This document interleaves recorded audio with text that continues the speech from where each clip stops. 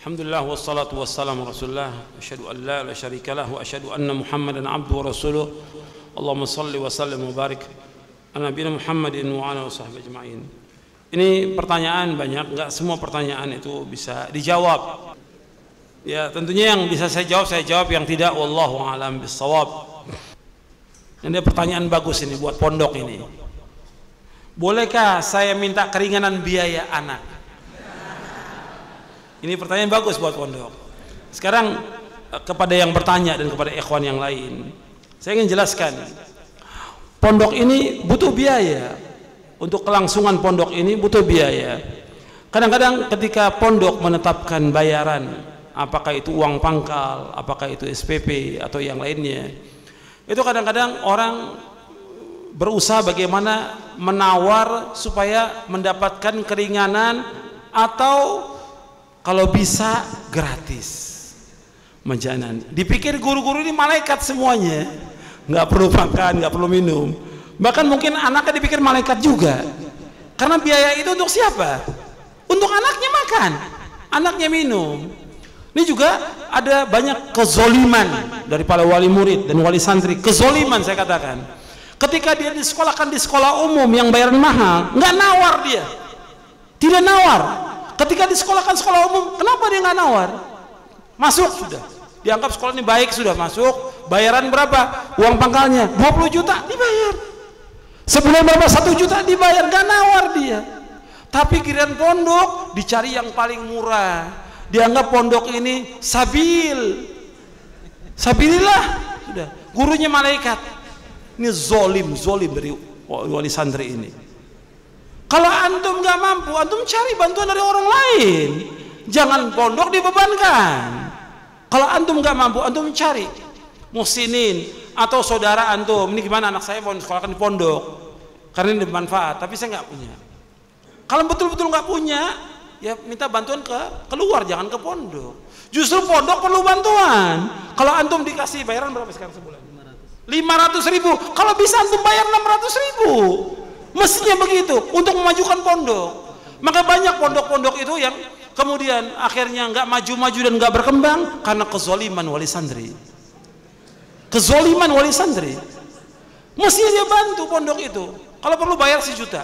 Kalau perlu, ini kan pondok lagi ngebangun. Kalau perlu sekarang Ustaz saya bayar buat 2 tahun. Supaya apa? Bisa uangnya dipakai buat ngebangun.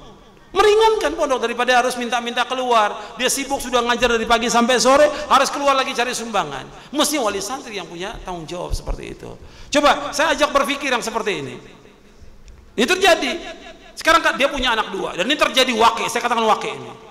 Yang satu di pondok, yang satu di sekolah umum.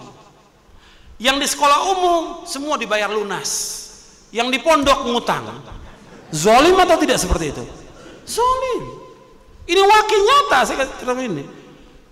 Saya berapa kali ke pondok-pondok, saya lihat gimana, Ustaz saya buat pembangunan nggak ada. Coba sekarang saya lihat bayarannya. Bayarannya ini banyak yang nunggak Ustaz, minta tagih. Kalau tidak kasih hukuman, tidak boleh masuk lagi atau dipecat anaknya.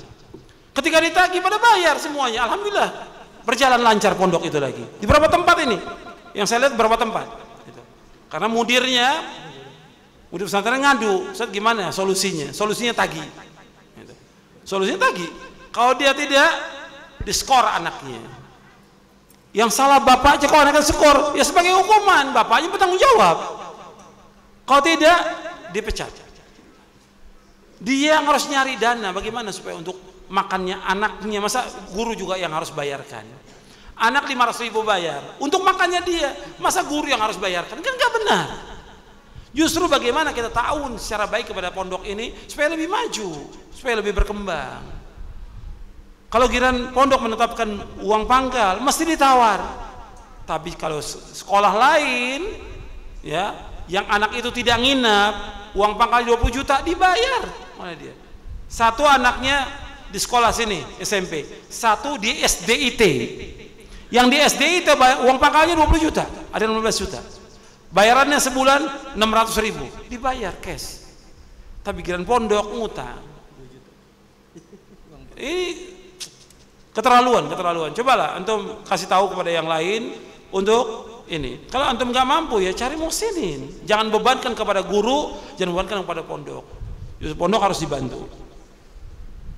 Jadi banyak ini perlu dijelaskan memang kepada kaum muslimin dan kaum muslimat juga, wali-wali santri, dijelaskan.